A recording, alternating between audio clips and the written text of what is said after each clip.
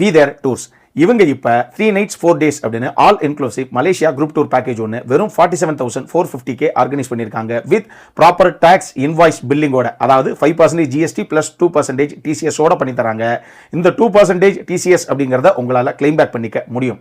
இந்த 47,450லேயே உங்களுக்கு flight tickets with 20 kg luggage, visa arrival card, star hotel accommodation with swimming pool, Indian style breakfast lunch and dinner both veg and nonveg, unlimited buffet, AC bus, all entry tickets, licensed Tamil tour guide மலேசியாவில், travel insurance, complimentary water bottles வரைக்கும் எல்லாமே இதிலேயே cover ஆகிடும்.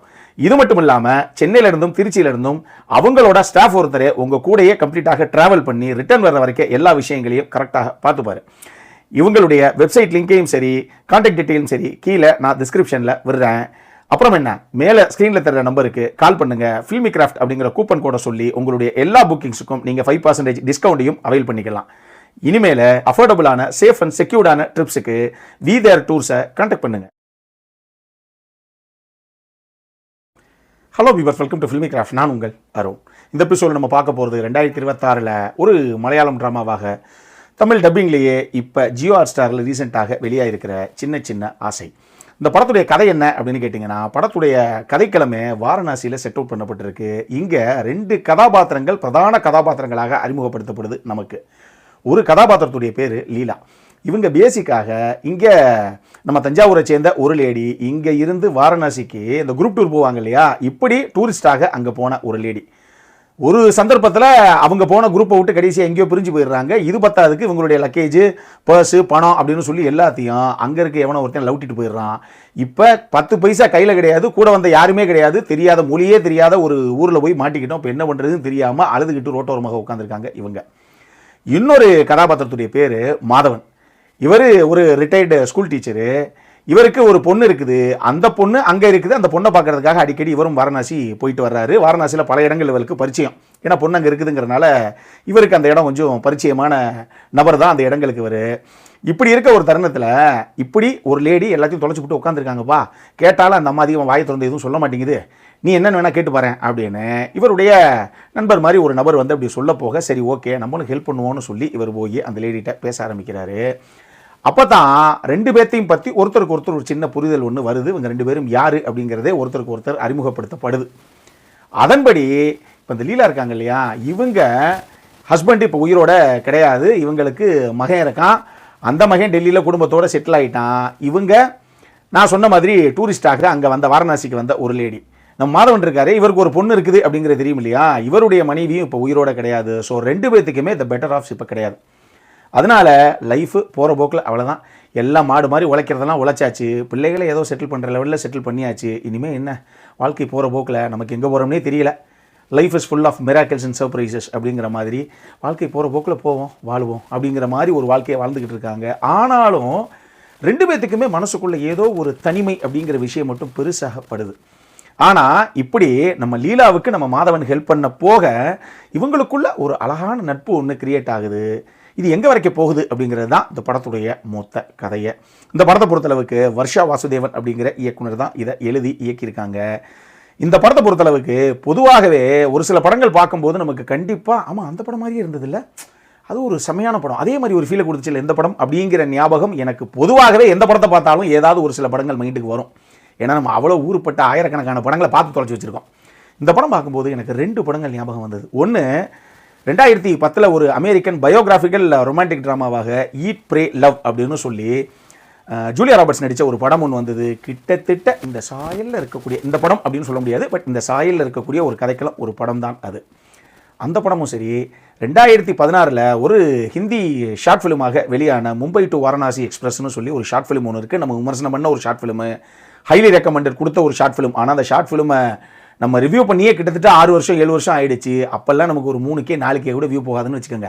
அதனால் அந்த டைமில் அந்த short film பெருசாக ரீச் ஆகவே கிடையாது. அந்த ஷார்ட் ஃபிலிமுடைய லிங்க்கை உங்களுக்கு நான் கீழே டிஸ்கிரிப்ஷனில் விடுறேன். அதை விடுறதுக்கான ஒரு காரணம் ஒன்று இருக்குது. அந்த ஷார்ட் ஃபிலிமுடைய கதை பார்த்தீங்கன்னா, ஒரு மிகப்பெரிய கோடீஸ்வரன், ஆனால் அந்த கோடீஸ்வரனுக்கு திடீர்னு கேன்சர், 2 மாதம் தான்ப்பா நீ உயிரோட இருப்ப அப்படிங்கிற ஒரு விஷயம் தெரிய வரும்போது, என்னடா இப்படி தான் வாழ்க்கையா, எவ்வளவு மணி நேரம் என்னெல்லாம் பார்க்காம மாடா உழைச்சமே, இத்தனை கோடி இவ்வளோ பெரிய சாம்ராஜ்யத்தை உருவாக்கணுமே. ஏன்னா ஒரு மிகப்பெரிய கார்பரேட் கம்பெனியுடைய எம்டி அவர். இவ்வளவு சம்பாரிச்சு இவ்வளவு பண்ணோம், கடைசியில் என்னடா ஒண்ணுமே இல்லை, வாழ்க்கை பொசுக்குன்னு 2 மாசத்துல நீங்க முடிய போகுது அப்படின்ட்டாங்களே அப்படிங்கிற ஒரு விரக்தியில இனிமேலும் உங்க வாழ்க்கையிலிருந்து நான் மறைகிறேன் அப்படின்னு சொல்லி வீட்டில் ஒரு லெட்டர் எழுதி வச்சுட்டு அவர் மும்பையிலிருந்து வாரணாசிக்கு போய் சேர்ந்துருவாப்ல. இதுக்கப்புறம் வாரணாசியில் அவர் என்ன பண்ணார் அப்படிங்கிற ஒரு அழகான கதை அது. அதில் நீங்கள் எதிர்பார்க்காத ஒரு கிளைமேக்ஸ் ட்விஸ்டும் இருக்கும். வித்தியாசமான ஒரு ஷார்ட் ஃபிலிம் அது. எனக்கு அந்த ஷார்ட் ஃபிலிமு இதுவும் வாரணாசியை சுற்றியே அந்த கதைக்களம் பின்னப்பட்டதாலேயே எனக்கு அது பயங்கரமாக ஞாபகம் வந்தது. அந்த ஷார்ட் ஃபிலிமுக்குள்ளே இருக்கக்கூடிய ஒரு சில இடங்கள், அது எதுக்காக அந்த இடத்துக்கு எல்லாரும் வர்றாங்க வாரணாசிக்குன்னு சொல்லப்பட்ட ஒரு சில விஷயங்கள் இந்த படத்திலையும் அப்படியே வந்து சொல்லப்பட்டிருக்கு. அதனாலேயே எனக்கு இந்த 2 படங்கள் பெருசாக, இந்த ஷார்ட் ஃபிலிமும் அந்த படமும் ஞாபகத்துக்கு வந்தது. இந்த படம் கிட்டத்தட்ட ஒரு 2 மணி நேரம் 6 நிமிஷம் ஓடுது. இவ்வளோ பெரிய படம் அடேங்கப்பா நமக்கு தாங்குமா? ஏன்னா உண்மையாக செம்ம டெட் ஸ்லோ ட்ராமா இது. கிட்டத்தட்ட ஒரு அடர்ந்த காடு, அங்கே போய் காலங்காத்தால் 6 மணிக்கு வெறும் பக்கத்தில் ஓடக்கூடிய ஒரு சின்ன நீரோருடைய சத்தம் மட்டும்தான் நம்ம காதில் கேட்குது. சுற்றி திரும்பி பார்த்தா எவனுமே கிடையாது. காலங்காத்தால் 6 மணிக்கு அப்படின்னா அந்த என்விரான்மெண்ட் எப்படி இருக்கும், அந்த அட்மாஸ்பியர் எப்படி இருக்கும்? அப்போ நமக்கு என்ன தோணும்? மனசு எந்த அளவுக்கு ரிலாக்ஸ்டாக எந்த மாதிரி ஒரு ஃபீல் வந்து கிடைக்கும்? அப்படி ஒரு ஃபீல் இந்த படம் பார்த்தா உங்களுக்கு கிடைக்கும். ஆனால் அந்த அளவுக்கு அந்த படத்தை பார்க்குற அளவுக்கு நமக்கு அனுபவம் வேணும் இல்லையா? என்னது அனுபவம் வேணுமா அப்படின்னு கேட்குறீங்களா? கண்டிப்பாக வேணும்.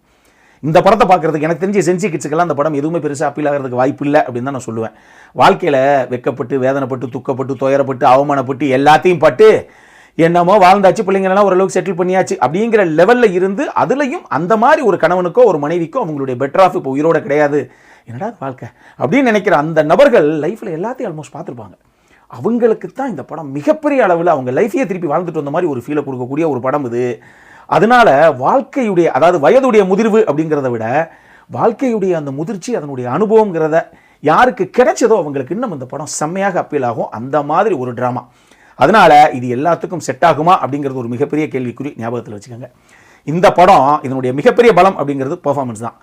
முதல்ல 2 கதாபாத்திரங்கள், ஒன்று மதுபாலா, மது அப்படிங்கிறத உங்கள் பேர் இப்போ, ஆனால் நம்ம ரோஜா படத்தில் வந்த மணிரத்னமூர்த்தி ரோஜா இருக்கு இல்லையா, அதில் வந்து நம்ம மதுபாலாவும் சரி, இன்னொரு பக்கம் ஃபினாமினல் ஆக்டர் நம்ம இந்திரன்ஸ், இவங்க 2 பேரும் எங்கேயுமே ஒரு சீனில் கூட அந்த கதாபாத்திரங்களை ஓவர் டூ பண்ணாமல் கரெக்டாக கேரி பண்ணிட்டு போயிருப்பாங்க த்ரூ அவுட் த ஃபிலிம். செம்மையான ஒரு பர்ஃபார்மன்ஸ். இதுக்கடுத்து சின்ன கதாபாத்திரங்கள், சின்ன கல் பெதலாபுங்கிற மாதிரி சின்ன கேரக்டர் நல்லா பண்ணியிருக்காங்கல்ல அப்படிங்கிற ஃபீலை கொடுத்த 3 கதாபாத்திரங்கள் இருக்குது. ஒன்று அபர்ணா பாலமுரளி, இன்னொன்று விஷ்ணு அகஸ்தியா, 3வது நம்ம காளி வெங்கட். 3 பேரும் சின்ன சின்ன கதாபாத்திரங்கள், ரொம்ப கம்மியான ஸ்க்ரீன் ஸ்பேஸ், பட் கிடைச்சதை ரொம்ப அழகாக பண்ணிட்டு போயிருப்பாங்க. அபர்ணா பாலமுரளிக்காவது ஒரு பாட்டு மிஞ்சிச்சின்னு வச்சுக்கோங்க, 2 சீன் போக ஒரு பாட்டு தான் அவங்களுக்கு, மற்றவங்களுக்கு ஒரு சீன் தான், ஆனால் அதை அழகாக பண்ணிட்டு போயிருப்பாங்க. இது போக ஜாஃபர் சாதிக், அவர் ஒரு சின்ன சீன் வராரு, எனக்கு என்னமோ அந்த காட்சி தேவையில்லையோ பெருசா அப்படிங்கிற மாதிரி தோணுச்சு. வலுக்கட்டாயமாக உள்ள உட்கார வச்சிருக்காங்களோங்கிற மாதிரி ஒரு ஃபீல். ஆனால் இதை விட வலுக்கட்டாயமாக வச்சிருக்காங்க, தேவையே இல்லை அப்படின்னு தோணுன ஃபீல் வந்து நம்ம தம்பிராமையா ஒரு சீன் ஒன்று பண்ணியிருப்பார். அது தேவையே இல்லை அப்படிங்கிற மாதிரி பட்டுச்சு. ஒரு 1-2 சீனில் உள்ள வந்துட்டு போயிருப்பார். அந்த கதாபாத்திரமே தேவையில்லைங்க அப்படிங்கிற மாதிரி தான் எனக்கு தோணுச்சு. மற்றபடி எல்லாரும் அட்டகாசமான ஒரு பெர்ஃபார்மன்ஸை கொடுத்துருந்தாங்க. இந்த படமே இது முதல்ல படம் அப்படிங்கிறத விட இது ஒரு ஜேர்னி, அந்த ஒரு பிரயாணம். 2 நபர்கள் வாழ்க்கையில் எல்லாத்தையும் பார்த்ததுக்கப்புறம் ஒருத்தருக்காக ஒருத்தர் ஒரு சின்ன, இவங்களுக்குள்ளே இருக்கக்கூடிய ஒரு சின்ன ஈர்ப்பு, ஒரு நல்ல ஃப்ரெண்ட்ஷிப்பு, இது எது வரைக்கும் போகுது, கடைசி என்ன நடந்தது அப்படிங்கிறத வந்து எமோஷனலாக, அது எமோஷனலாக அப்படிங்கிறத விட அதான் சொன்னேன், அந்த முதிர்வை பொறுத்து தான் உங்களுக்கு அது எமோஷனலாக இருக்கா இப்படி அப்படிங்கிற அந்த ஃபீல் கிடைக்கும். எனக்கு பிடிச்சிருந்தது, நல்லா இருந்தது இந்த படம், அந்த மாதிரி ஒரு ஃபீலை கொடுக்குற படம். இன்னொரு பக்கம் வாரணாசியுடைய அழகை ரொம்ப, அது வாரணாசியுடைய அழகுங்கிறத விட ஈவன் இந்த கதைக்கு தேவையான அந்த அழகையே உள்ளே கொடுத்தது 2 விஷயங்கள். ஒன்று ஃபயஸ் சித்திக்குடைய சினிமோட்டோகிராஃபி, வாரணாசி அவ்வளோ அழகாக கேப்சர் பண்ணியிருந்தார். குறிப்பாக அந்த கிளைமேக்ஸுக்கு முன்னாடி வரக்கூடிய அந்த போட் சீக்வன்ஸுக்கான டாப் அண்ட் ஷாட் செம்மையாக இருந்தது. அதே மாதிரி கோவிந்த் வசந்தாவுடைய மியூசிக், சில இடங்களில் அந்த சோகத்தை அவர் கொண்டு வந்த விதமாகட்டும், ஒரு சில இடங்களில் அந்த ஃபீல் குட் மூமெண்ட்ஸ், ஒரு சில இடங்களில் அது எமோஷனல் தான், ஆனால் உங்களை அழுக வைக்கணுங்கிறதுக்காக நான் வாசிக்கல அப்படிங்கிற மாதிரி ஒரு மாதிரி கலந்த ஒரு மொமெண்ட்டை கிரியேட் பண்ண ஒரு சில விஷயங்கள் இருக்குது. அந்த மாதிரி பேக்ரவுண்ட் ஸ்கோரிங்லேயும் மியூசிக்காகவும் வந்து கோவிந்த் வசந்தா நல்லா வந்து கேரி பண்ணிட்டு போயிருந்தார் இந்த படத்தை. இப்படி பல விஷயங்கள் இருக்குது. அப்போ இந்த படத்தில் பிரச்சனை கிடையாதா அப்படின்னா அது 2 நான் ஏற்கனவே சொல்லிட்டேன். ஒன்று, இது எல்லாத்துக்குமான படமாக இருக்குமா அப்படிங்கிறது ஒரு கேள்விக்குறி தான். உங்களுடைய வயசு அனுபவத்தை பொறுத்து இந்த படம் கண்டிப்பாக உங்களுக்குள்ள ஒரு இம்பாக்ட் வர்றதுக்கு வாய்ப்பு இருக்குது. 2வது, நம்ம தம்பிராமையுடைய கதாபாத்திரம், ஜாஃபர் சாதிக்குடைய கதாபாத்திரம்லாம் தேவையே கிடையாதுங்கிற மாதிரி எனக்கு பர்சனலாக தோணுச்சு. இது உங்களுக்கும் தோணலாம்.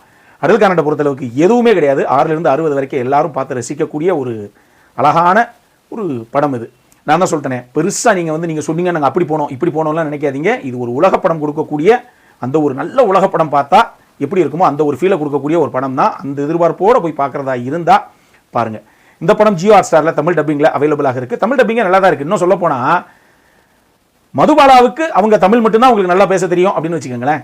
நம்ம இந்திரன்ஸை பொறுத்தளவுக்கு அவர் மலையாளத்துக்காரர், படத்திலேயே கூட எங்கேயோ கொஞ்சம் ட்ரை பண்ணி மதுபாலாவை கன்வின்ஸ் பண்ணுறதுக்காக இல்லை அவங்களை புரிய வைக்கிறதுக்காக ஒரு சில இடங்களில் தமிழ் அங்கங்கே அவர் பேசுவாரே தவிர அவரே பல இடங்களில் மலையாளத்தில் தான் பேசுவார்.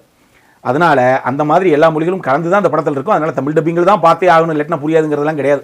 சப்டைட்டிலோட தான் பார்க்கணும். நீங்கள் தமிழ் டப்பிங்கில் பார்த்தாலுமே சில டைலாக்ஸ் எல்லாம் வந்து ஹிந்திலையும் மலையாளத்திலையும் தான் உள்ளே இருக்கும். அது ஞாபகத்தில் இருக்கட்டும். பார்க்கலாமா அப்படின்னு கேட்டிங்கன்னா டெஃபினட்டாக பார்க்கலாம். ஒரு வித்தியாசமான நல்ல ஒரு ஜேர்னி தான் இந்த படம். அப்படி பார்க்கணும் அப்படிங்கிறவங்க பாருங்கள். இதே மாதிரி இன்னொரு வீடியோவோட அடுத்த முறை உங்களை சந்திக்கிற வரைக்கும் இட்ஸ் அருண் சைனிங் ஆஃப்.